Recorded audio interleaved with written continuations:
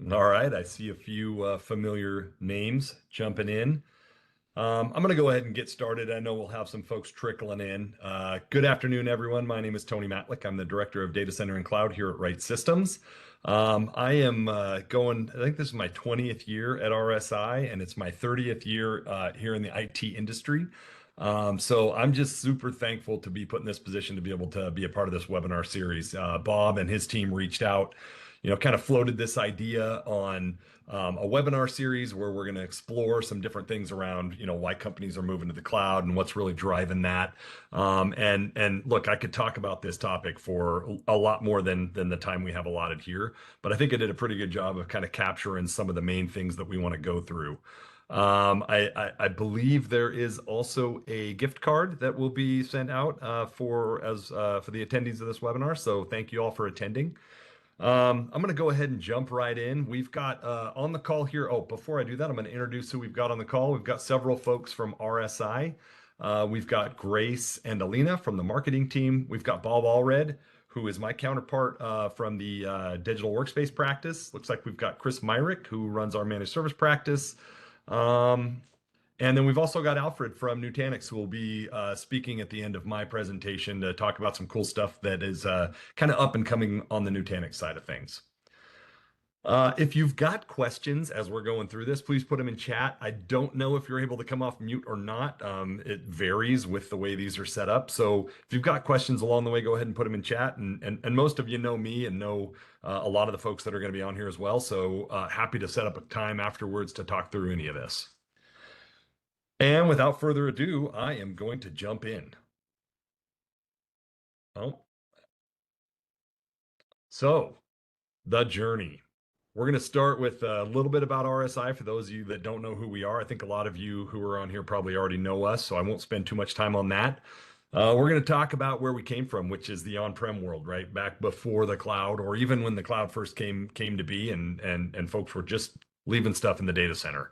And for us, on-prem is going to mean either in your own data center or in a colo facility, but essentially a physical data center where your equipment and your applications and all your services reside. We're going to talk about the hybridization of that data center and how services and instantiation in the cloud has really kind of come to be.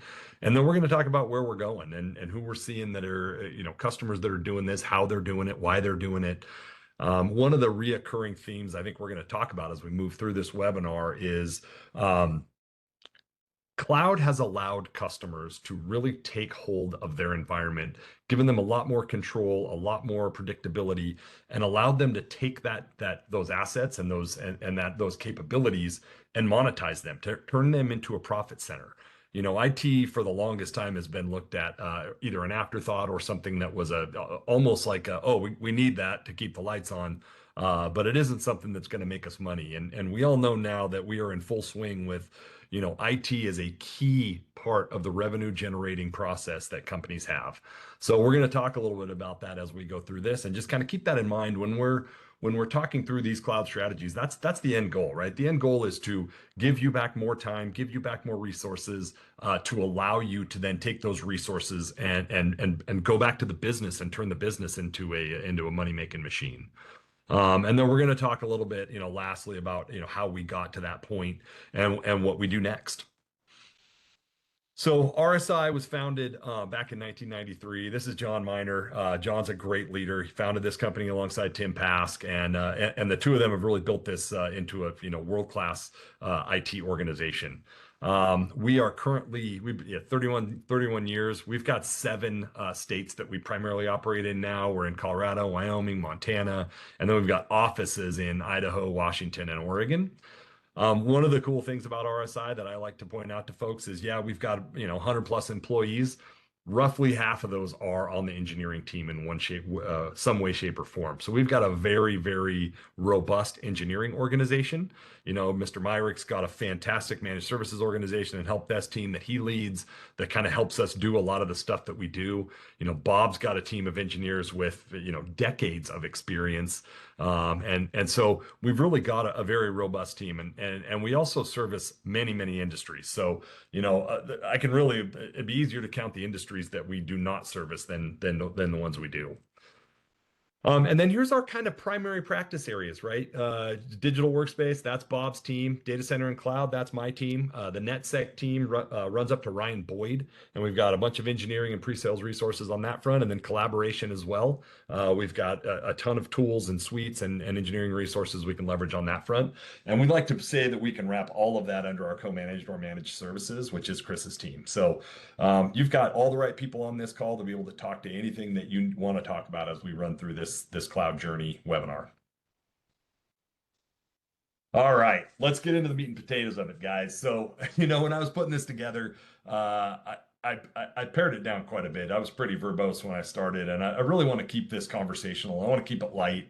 Um, and I was thinking about all of the times that I've been to my customer sites and gone in to see their data center and have it be in some back room in a broom closet or down in the basement, where it's essentially an afterthought. But almost invariably, the reason those things are sitting where they are is because A, company doesn't have any other place to put it. B, they want that security blanket of being able to go in and look at the server and say, oh yeah, all the lights are green. They want to be able to touch those servers and the storage arrays and be able to know where they're at. And quite frankly, if I'm being honest, with my background, it's hard for me to shy away from the physical on-prem power that you get when you look at your box and you go, I know that server and that storage array that are running my hypervisor are doing what they're supposed to do, and I know where to go fix them if I need to. But as you know, there are physical and technical limitations that result as because of that. And I think the implications of this they continue to be manageability, complexity, lack of resiliency, and this cost containment that you're going to keep seeing coming up over and over again in my slides that I'm going to keep harping back to. When you've got resources that you're investing in on-prem and you are putting money into keeping the lights on, to maintenance contracts, you are keeping you've invested time, you've invested money, you are now attached to that equipment in some way, shape, or form. And that really does keep you from being able to pivot with agility. It keeps you from being able to oftentimes go get that shiny new technology and be able to implement it in your data center because you've already invested too much in another, that box that you have right there. It can be a very limiting and challenging proposition when you're talking about keeping that data center on-prem or keeping the physical equipment. And so as we move through this series, we're going to talk about the ways with which moving some or all of the services or servers or components of your data center up into the cloud and how that can kind of take the training wheels off and really take the guardrails off of what you're trying to do organizationally and allow the business to really grow. So where are we right now? Most folks that I talk to still have a data center in some way, shape, or form. I have very few customers who are 100% all in the cloud.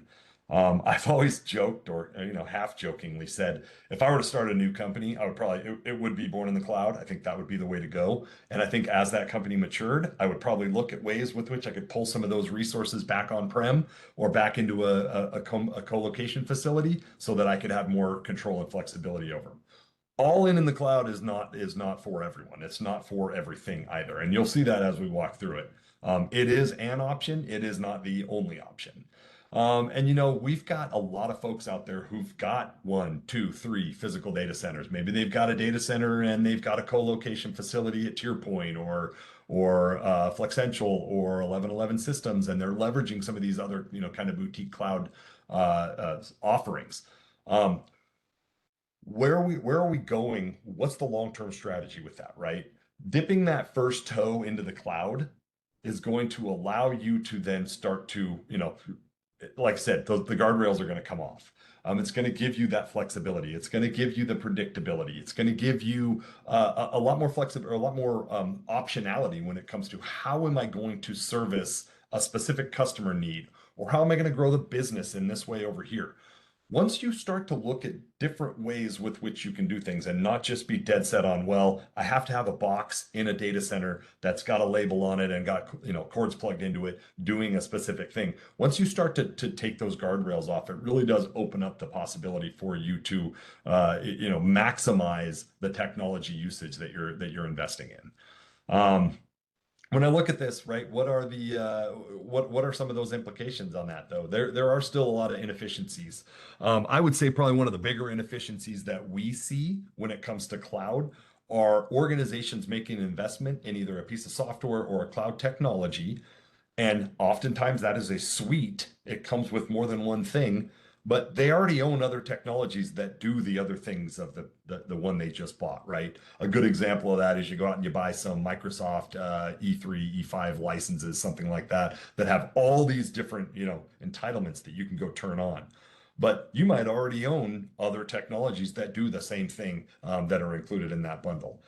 What we spend a lot of time doing at Right Systems is evaluating what it is you have, what your needs are, and helping you make the right judgment call on, do you keep the technology you already have, or does it make sense to leverage this technology over here that you just invested in and allow you to kind of remove some of the complexity and some of the sprawl that you get when you have too many vendors and too many solutions that you're trying to manage.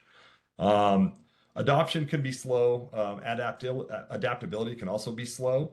And I look at that when a company comes out with a new technology. Um, let's say you own an on-prem server and there's a brand new virtualization technology that comes out that you'd like to try, but you're locked in with this server vendor and you're running the server and you don't have anything else you can do because you've got this investment tied up in that. Um, Cloud allows you flexibility to be able to test and try things and see if they're the right fit for your organization without going all in and making a big investment in a technology. It gives you that flexibility to kind of move in and out of new technologies to see what the best thing is going to be. And then obviously, again, I've got that cost containment one on here. It's going to be on every slide because figuring out how to contain those costs, whether you're in the cloud, whether you're on-prem, that's something that we have to keep top of mind. There are a lot of different methods that we can go about doing that, and we can talk about that, kind of offline. I want folks to keep that front of mind, though, as we move through this, is that containing those costs can prove to be challenging. It can also prove to be a blessing when you make that move to the cloud. There are a lot of things that you can do that will improve your cost containment as you move toward a cloud model. All right, and where are we going? We've got customers who are out of the data center business altogether. Maybe they've got a domain controller or some switches and stuff like that that they're still using in their organization just to do that physical layer stuff, that last mile stuff. But we've got a few customers who have made that jump. We're going to talk through what those look like. We've actually helped a few of them migrate there as well. We'll talk through that later on. But back to what I talked about earlier about leveraging the tools and the licensing that you already procured to cut cost and complexity. That is a trademark for moving to the cloud, right? And whether you're leveraging Microsoft or you're leveraging an AWS or a Google platform, whatever it is path you're going down, being able to take that solution to be able to find out where you can get rid of other technologies that are maybe becoming either too costly to maintain, or they're just not cutting the mustard from a technology perspective, right? But it's what you've always had. Examining the tools that are available to you in the cloud, making those decisions, and then making the move with agility. That's something that Right Systems can help you with. That's one of the main reasons we're doing this webinar series, is to help you understand where is it that we can start to pare down our tooling and to make our tooling more robust at the same time. And then, just those implications that are out there, right? We want to empower the IT organization to move from a cost center to an innovation center. This is allowing us to make money for the business and not just be keeping the lights on for the business. This is something that I've been doing it with my customers for a long, long time. It started early on in my career when we were, essentially helping customers set up their own backup as a service, right? So build a great big backup environment and then go find customers that say that they can use them as their backup provider, so to speak. And that was a great way to allow customers to, the ones who didn't want to do their own backups could get out of the backup business, and the one that wanted to start to, generate revenue, it allowed them to build that out in that front. And you can do that across the board. That's just one example that I've been a part of. The cloud can be a little bit of a learning curve, and this is something that I've seen, and we'll talk through this a little bit. We've been a part of many cloud migrations. A lot of times when we get into them, customers say, "Oh, this looks easy. Thank you. We got it. We'll take it from here." A lot of times they say, "This is really scary. We want you to do everything." Usually it's somewhere in the middle of that. It's not going to be on one side or the other. It's a mix of right systems, customer capabilities, and oftentimes we even end up pulling in a third party to kind of help get the last hurdle, get over that last hurdle. Because once you get to that cloud and you're up and running, the sky's the limit essentially. All right, what are we doing to get there? This is important. When I talk to customers, one of the most common themes that come up is, well, we'd love to do X, but we don't know A, B, C, D, and E over here. We need to figure those things out first. What I like to offer up to those customers is, and I'll go through, I think I've got a list in a later slide of what all our assessment offerings are.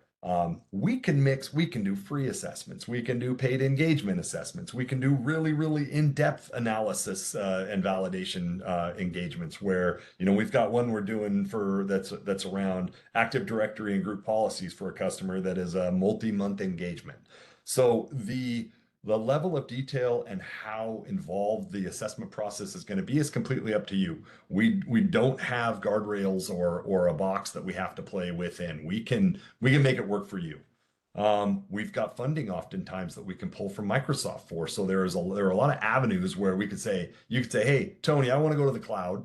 I don't know if I'm ready. We are already a Microsoft customer.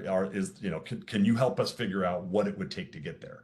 And there are paths where we can go out and find funding where some or all of that assessment process can get paid for by Microsoft. And also sometimes even the migration process can be funded by Microsoft. So let us help you find those ways with which you can do that. Oh, the other thing is we've got a ton of customers with retainers. They've got money on the books with right systems to do stuff just like this. So when you're thinking about, all right, hey, how can I leverage these different, kind of buckets of funding in order to be able to figure out if moving to the cloud's right for me? Give us a call. Reach out to your AM, reach out to me. I love trying to figure out ways to get you free stuff. And then there's, like I said earlier, there's also a whole plethora of really lightweight kind of pre-sales engagements that we can do that won't cost you anything, but will give you the data that you need to move forward. I am very much in the camp of we want to assess, we want to evaluate, we want to remediate, and then we are going to, kind of get you to a point where you're ready to make that migration, where you're ready to move. And so, let us help you as you're on that journey. Let us help you identify what those things are, what it is that you are doing that is, that is maybe could be done more efficiently, or what are you already doing that's just great too. A lot of times we do these assessments. I did one for a customer last year, I think it was. And almost 90% of what they were doing was accurate. It was sound. They had made great, judgment calls. They'd set it up properly. And then there was this other 10% where they could use some fine tuning and maybe make some changes. And we sat down with them at the end of that assessment. We identified those areas for improvement. We divided and conquered. It was a shared services model. So they took some of the remediation effort. They gave us some of the remediation effort. And we went out and got them, to what I would consider, close to 100% from a functionality and a feasibility perspective for what they were doing with the cloud. Let us help you with that. It doesn't have to be painful. It doesn't have to be lengthy. We're doing these, lightweight assessments for folks all the time. And once again, under the implications, it's cost and operating learning curve. Those are things that are going to come up, anytime you make a fundamental shift in your IT environment. All right, I'm going to take a quick breath before I move on. I've been talking rapidly at everyone. Do we have any questions in chat? I'm not monitoring anything coming up, or are we cruising right along? We're cruising. I don't see any questions just yet. Bob, I haven't taken a breath and thrown the ball over to you yet. You good, or you want me to keep cranking? No, keep on going, man. I think it's really good. Let's keep on trucking. Hopefully a couple questions will pour in, but yeah, hit me in a few minutes and I'll chime in and pontificate a little bit. Absolutely. All right. So I'm going to give you a couple examples of some migrations that we did. So this first one, this was an interesting one. We got approached by this city. We worked with them. We put together a pretty extensive plan. We knew it was going to take a long time because there were a lot of moving parts and pieces. They weren't a huge organization, but there were a lot of gotchas that we had to keep in mind. And the biggest gotcha actually came halfway through the process. We'd already gotten their Azure tenant set up. We'd already been moving a bunch of services and some servers into there, and they said, "Hey, oh, by the way, we need GCC, which is a more secure Azure tenant than what they had." We pivoted midstream. We started to explore everything and what all the options were, and what went along with trying to move them from their existing standard Azure instantiation over to GCC. Ultimately, they ended up staying. They ended up, and this is a good like a hybrid story because this city wanted to go all in with the cloud. But the requirement from CGIS that was making them have to look at GCC was just a file server with not a ton of file data on it. So it was going to be a pretty heavy lift to check one little box. And so at the end of the day, it actually ended up being a much more cost-effective and secure route for them to just keep a small file server on-prem for now. And then down the road, maybe they look at doing GCC. So they ended up moving almost everything to the cloud. They kept a little bit of stuff on-prem, and it's really given them a lot of flexibility. I guess I shouldn't have said all systems and services migrated here. Almost all. Like I said, they kept that one file server and really moved everything else. And that was, that was one of the really, like, I took a lot of pride in our engineering team as they moved through that process because they'd already put a lot of work in to this whole thing when it was decided that they needed to look at a different tenant model. And they didn't throw a fit or do anything like that. Like we just kind of took a look at it. We went out and got our resources. We rallied the troops and we came up with multiple strategies for this customer. And we know one of those strategies was keep some stuff on-prem. So at Right Systems, we're not looking to push anyone all the way to the cloud. If somebody comes to us and tells us, "Hey, we want to go all in with the cloud," I'm probably going to ask questions like, "Really? Do you have to? What are the implications of that for you? Have we thought through everything that's involved in doing that before just saying, absolutely, let's jump in and do it?" I think being very cautious and questioning everything, no matter which way you're going, whether you're staying on-prem or going to the cloud. I think that's an important part of this. And then this one was a full lift and shift migration for a smaller convenience store chain. They had a small staff, they had some small budgets, and the biggest thing that was driving them, I don't know if anyone's got to experience what VMware's doing since Broadcom has acquired them, but there are some organizations are experiencing substantial increases in their VMware tax and are thus looking at other models. And so we started looking at different things for them. We actually looked at going with a cloud-hosted VMware solution through 1111 Systems. We looked at moving them to Hyper-V. We looked at Nutanix. We looked at a bunch of different things with them, and ultimately they ended up saying, "Hey, we're going to take this and we're going to go, put this stuff into Azure."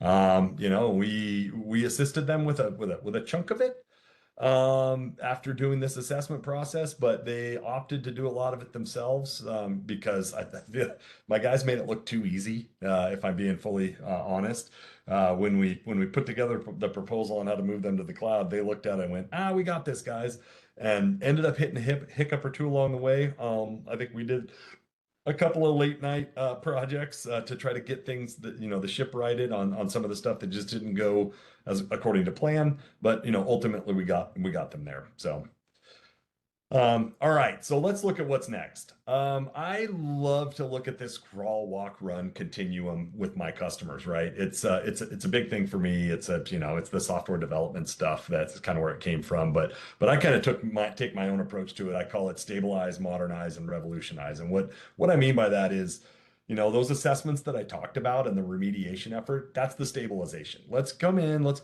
make sure your environment's stable. There may not be any effort involved, but let's at least validate that it is ready to migrate if you want to go that direction, or that you're in a place where you can make those decisions with agility, and we're not going to get into a project and get bit on something that we didn't know about.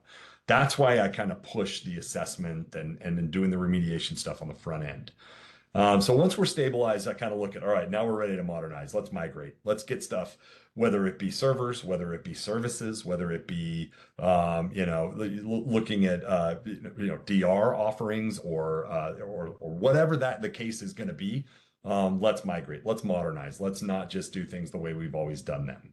And this is a big turning point for a lot of customers, right? And this comes in many different shapes, sizes, and flavors. So if there is something that you're going to be doing, the one thing I haven't talked a ton about, but is SaaS platforms. Oftentimes we get really far down the path with, hey, we're gonna build this out in the cloud, or we're gonna move this application out there, and really at the end of the day, the best thing to do is to just go to that same that application provider and leverage their SaaS offering. Sometimes that is the most cost effective and the easiest way to do things. And that is what allows you to free up your resources to allocate those towards more profit, center profit creating ventures. So, and then when I get to this revolutionized phase, that means, look, we've stabilized the environment. It's modern now. The stuff is where it's supposed to be. And now I can really turn my attention from how am I going to use the money that's set aside for IT to keep the lights on, for how can I turn IT into a profit center? How can I use the assets and the tools that I've now built out to go back to the business and say, oh, you guys want to do X? I've already built all the platform and I have everything in place to be able to facilitate whatever, profit, increasing venture that you have as an organization. And that's really what we want to strive for, right? Nothing makes me happier than to see a customer, especially in their IT department, start to, crank out dollars and cents. Okay, lastly, this is my last slide, and then I'm going to turn it over to my buddy Alfred. And Bob, if you want to chime in here on this next slide, that'd be awesome. But we have a ton of assessment offerings, right? Whether it be cloud readiness, whether it be just looking at your 365 environment, if you need to move your exchange from on-prem to online. We're doing a ton of virtualization and hyper-converged readiness assessments for folks to see if that's kind of a path they want to take. Obviously, disaster recovery, data protection, business continuity, those are all things that are still top of mind for lots of customers. And I would even take it a step further and say cyber resiliency and cyber recovery, right? So the ability to come back from a cyber event, that kind of is getting lumped into some of this process as well. And then maybe it's just an infrastructure review. Maybe it's just us coming in and looking at your current assets, looking at your cloud assets, and just helping you roadmap the environment. We can do any of those and any combination of those. And like I said before, there are methods that we can and pools of money that we can leverage in order to fund these assessments. So you're not always going to be on the hook for them, or sometimes it's just going to be a small lightweight assessments that Shinji or Colin or someone on Bob's team runs that allows us to gather this information, and there's no cost at all. So by all means, reach out and let's talk through what that process looks like. Okay, that was it for my portion of it. We've got two more upcoming webinars in the series. Bob, do you want to talk through what these are, and then we'll kind of kick it over to Alfred and let him talk through the Nutanix stuff? Yeah, for sure. No, thanks, Tony. Absolutely. Good stuff. Let's see. Let me, if it's okay, Tony, I'm going to paraphrase a little bit. A couple things that you said. When we came up with this idea, I think me and maybe one of the sales folks came up with this idea, and he called me and he said, "I want to do this," and I said, "That's a great idea. How about we title it 'Get Out of the Damn Data Center'?" I mean, that was my idea. I'm not super correct on those things sometimes, but that was the idea. The idea was to come in and talk about, kind of where things are going and what we're seeing in the space today, right? If you're buying servers or laptops or storage or anything that has any technology in it today, we're all aware of the price increases and what those things are costing us to buy, right? And it has paused some efforts that we have with some customers, and it has opened up the idea of, hey, you know what? Let me take a look at this. Maybe there is something there, whether it's a I am interested in get out of the data center, or maybe, I do see value in a hybrid approach, whether it's moving a particular solution to the cloud or moving a particular technology to the cloud, which we'll certainly talk about a little bit here in a few minutes, and we'll talk a little bit more in depth about it around virtual desktops and Microsoft 365 and the opportunities we have there. But that was the idea, and then I think Tony touched on this briefly, but I think it is important if you haven't done this before. It's not hard. Certainly anybody on the call today can figure out how to do this, but I have seen organizations do this, whether it's AWS or Azure, get that idea that, hey, you know what, I do want to move, I do want to get into the cloud, and we stand up a subscription and we start building resources, right? And maybe we don't have the billing correct, or we don't have it set up properly, or we haven't gone fully through maybe identity and access management, or subscriptions, or network topology and security and management and governance, and all those things that when you're building out a landing zone are really important, right? And it's easier to get those right today than it is to come back and try to fix them tomorrow. And that's the value I think that Tony was kind of speaking of, that we can help folks out with. And then, so to tie these all together, right? So when we had this idea, we said, hey, look, everything ties into this.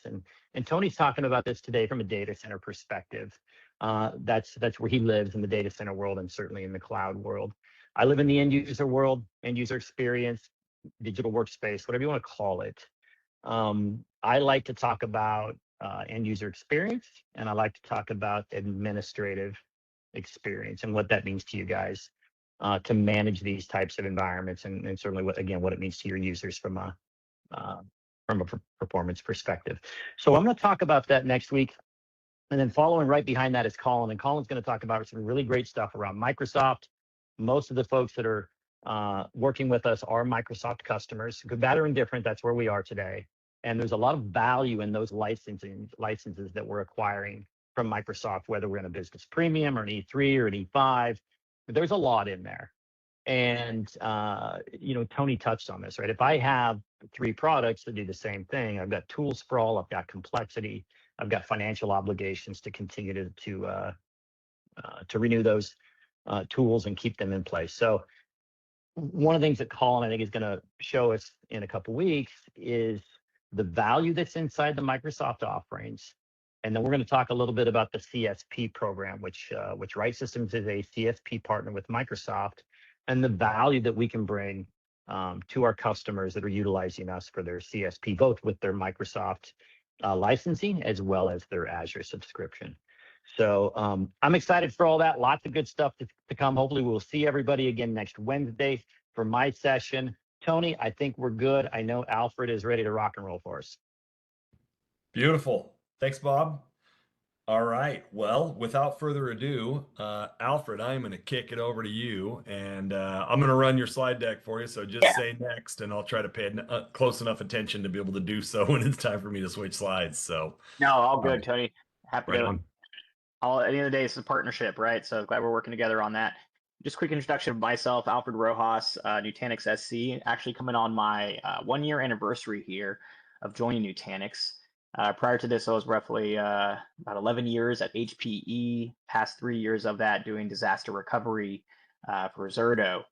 And within that, obviously I had a lot of conversations about, hey, hypervisor change, Broadcom, cloud, do we support AHV? And sure enough, I was like, I got to jump over there. Great things are happening at Nutanix, which is why I'm excited to be talking about it.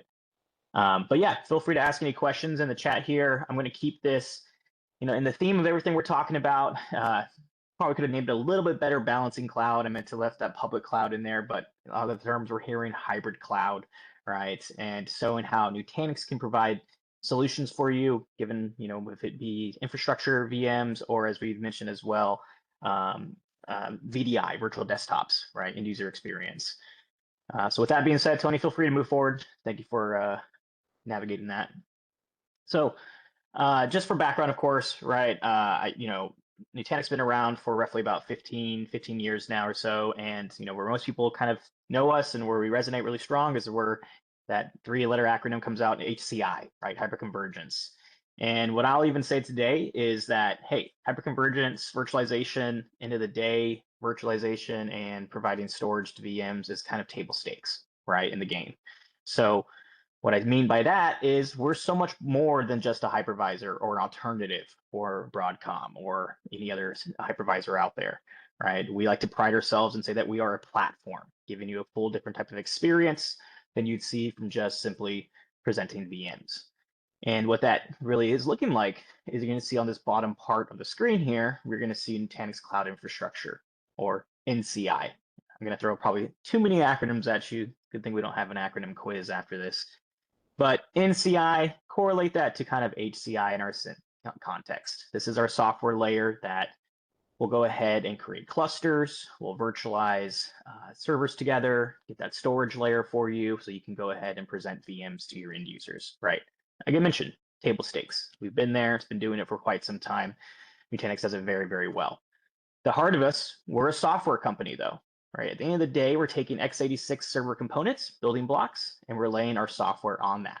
And we, in terms of also from research and development, we're very easy to adjust and update code. But we're also able to lift that experience up, that same type of user experience you have from on-premise today, running those virtual machines. We've expanded that into the public cloud side. That's why you're seeing the AWS, Azure, the GCP. So we're giving you that same exact user experience from a hypervisor perspective, as well as a management perspective. On this top left busy slide here, you're going to see Prism. Think of that as our management plane. For the people here familiar with Broadcom, VMware, right? vCenter construct. We have that same context for us, though, in terms of public cloud, right? You're going to have the exact same experience regardless, right? So, and then of course, in that layer of cake, as I'm calling this here, we had their baseline, which is the infrastructure software, but we also have other features, whether that be for files, right? A lot of customers I've had, they're retiring some file servers or they're moving things to cloud, but have a few file servers on. They don't want to deal with Windows licensing. Great, we can create a small little cluster for you, and we can take use those file servers and have our Nutanix software running that for you. Other features here as well from Kubernetes, right? I know that's not kind of the theme of our talk today, but again, I want to reiterate, we're a platform for that experience.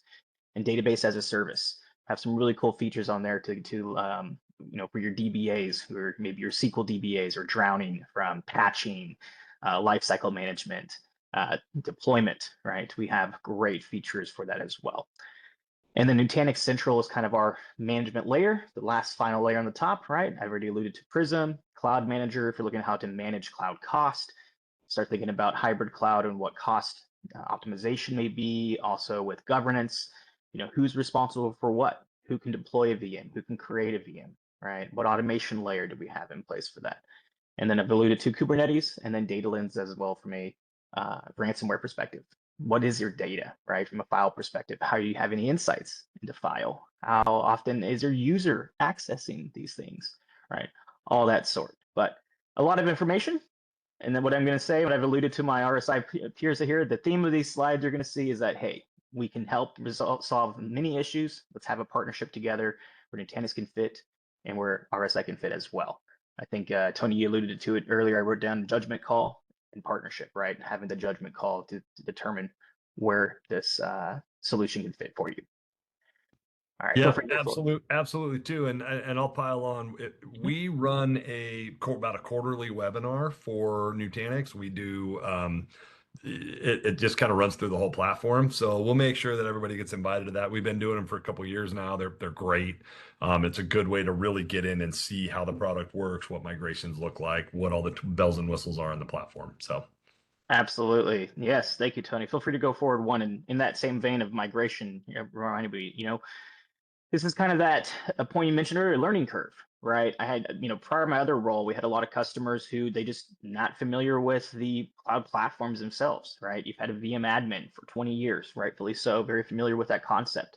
But when you get to the cloud components, it's very complex, right? Well, that is where we see a lot of success from our, what we call NC2, or Nutanix Cloud Platform. I alluded to it prior in the last slide. We are a same exact experience, right? We have that hypervisor. So in this context of cloud platform, you can start with a 3-node cluster, right? We take these bare metal instances from each public provider, and we carve out those bare metal instances with the storage and our hypervisor to give you that same exact experience as on premise, right? Now for getting workloads up there, again, I used to be a prior migration guy. And people would always ask me, when are you going to support AHV? Well, it's really hard to support a platform that offers a free migration tool included, right? So Nutanix, we do have this tool called Nutanix Move, completely free. Feel free to go check it out. And it can simply move you from, of course, Broadcom into AHV, or it can even move you from on-prem into public cloud as well on this AHV platform. So great stuff that obviously, as Tony has mentioned, that they can allude to and show you in the sessions, but just wanted to hit you that it is exactly that experience. Yeah, thank you for that, Tony. Feel free to build a slide out. So everything I alluded to, oh, go back one. Sorry, that's my shocker slide. It's supposed to, and when everyone on the call will be like, whoa, it's a lot. But sorry, man, I got clicked. No, all good, all good. Now I'm teasing to it, so it's all good. So everything I talked about prior is all about that infrastructure perspective, right? Alluded to same experience. I keep saying that over and over, but I didn't even talk about the DR, right? I had a lot of customers that, when Tony mentioned it himself, right? They're either, hey, we're going to get off-prem, go to a colo, or we want to experience, have our small production cluster on-prem, and then look into leveraging public cloud as a DR target. I used to see that all the time in my previous role. In fact, I think that was quite the norm the past 3 to 5 years, was consolidation of data centers and how do we leverage kind of a cloud target for that failover process. So again, we support all of that. We allude to that, and we're happy to have discussions around that as well moving forward. Exciting news now, what you're seeing here, it's a little bit different of a shift back to that VDI construct, but back in November, Microsoft announced a partnership allowing third-party vendors like ourselves, Azure, I'm not Azure, sorry, Azure Virtual Desktop, to run on AHV, right? And so they're essentially allowing that hybrid cloud structure where you can have your AVD from an on-premise management perspective, from a cloud perspective of management, configuration, control, but then you can have your hosting on-premise onto a Nutanix cluster. And again, I know the theme of this is, hey, how do we get out of the data center, get out of the damn data center, right? As Bob said there. At the end of the day, though, what we're seeing from customers is that we're living in 2026 with a NAND crisis, right? AI workloads, cloud giants taking up all the NAND, hardware is getting very expensive. What we're seeing is some price parity in certain cases, workloads depends, right? But some price parity from, hey, this new workload we had planned to deploy or to get running on premise, actually want to run it in the public cloud. The cost, are evening out in a way. So for certain customers that were looking to refresh some systems that are still pretty good, maybe there's a 3-year system, right? And they're looking to refresh that. Very easily, you could take that new workload, transport our licenses. Our licenses are very transportable. You could run that into Azure if you have that, right? Or you could also expand and say, hey, look, we want to get an expansion of licenses to run in Azure, and then our on-prem that we planned on retiring, we're just going to extend the support. Nutanix is extending our support for certain platforms, and we're going to leverage that for AVD, right? Maybe we want to get rid of Flipboard from Citrix. Point being, a lot of flexibility for you to determine, how that workload fits best for your need at that time. So big things we're seeing for this, though, why the solution's coming out is really, not going to go every bullet line here, but demand, CPU contention demand. Like I mentioned already, previous role, I would fail over into Azure every day now. Then I'd have a customer that Azure was limiting their CPUs. Go ask your customers this. It's very common where they need more CPUs. Microsoft will say, hey, sorry, we're kind of maxed out. I think some people forget that Azure sells to its own internal process, right? Microsoft's goal is to leverage all internal Azure as well. So there's priority in that. And then data governance, as the non-lawyer here, right? Of course, we got to follow rules where data governance may be. Maybe this is mission critical data. Maybe it's something that we need to have to find within your own business walls, right? We see a lot of support for that growing. And then, as I alluded to, is the bursting, right? Seeing the bursting as well. So those are the 3 components. And then feel free, Tony, let's get that shocker slide up just to show you this is our proof. Don't worry, I'm not going to go through it. I always like to throw these slides on there. I'm an SE, right? It's at the end of the day, feel free to screen grab. I always go with the assumption too that, hey, we're showing something online, most likely it'll get screen grabbed, but this is my proof slide, right? That our engineering right now, today, I believe this solution is in public offering. We're not in GA just of yet. But again, just to show you where the engineering is going and showing that we can put, our money where our mouth is in terms of this solution design. So just to quickly summarize it, the top part, you're going to very quickly see be your Microsoft, your Azure instances and creation from policies, Azure Arc, right, virtual desktop. And then the bottom left side, you're going to see that cluster of what Nutanix would provide and really just host those VMs for you.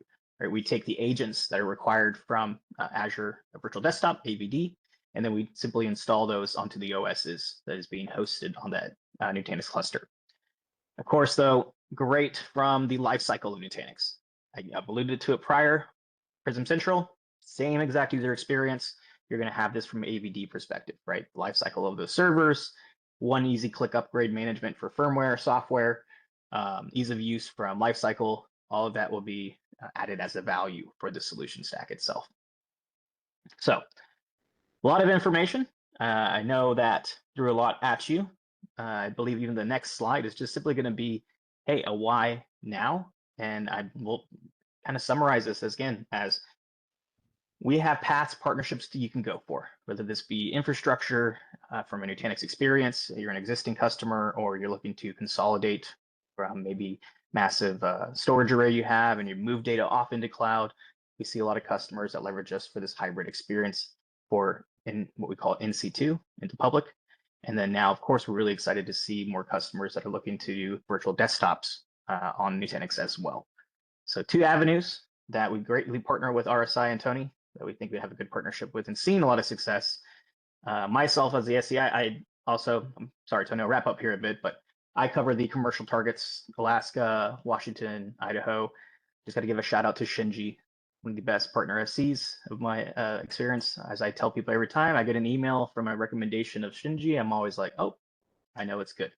So I always want to finish off saying that RSI in partnership with Nutanix, look forward to keep it going strong and helping anyone else on the call here for any questions or concerns. No, that was perfect. Thank you so much. Yeah. Any questions, Tony? Anything pop up in the chat? I don't see anything. Nothing in the chat.